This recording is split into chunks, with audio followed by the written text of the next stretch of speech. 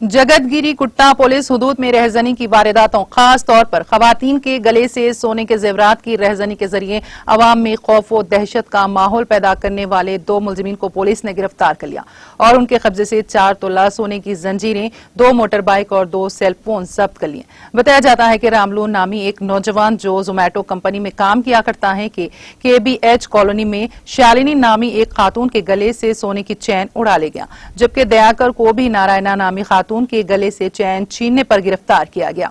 DCP Madhopur Venkateswarlu ने इस ज़िमन में मीडिया को तफसीलात से वाकिफ करवाया।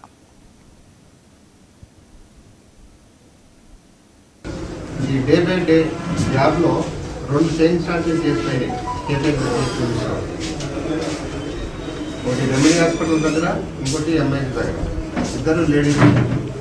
దాంతోనే గత 19వ తారీఖు నుంచి ప్రతి చోట మా crime team ACP Surendra Rao instruction ప్రకారంగా చెక్ పోస్ట్ క్రైమ్ టీంలు చేస్తా ఉన్నాం। దాంట్లో భాగంగా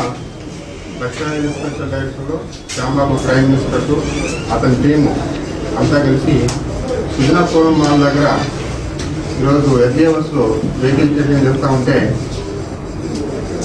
ఈ person Pagadala Ramulu son of Tulasiram 34 years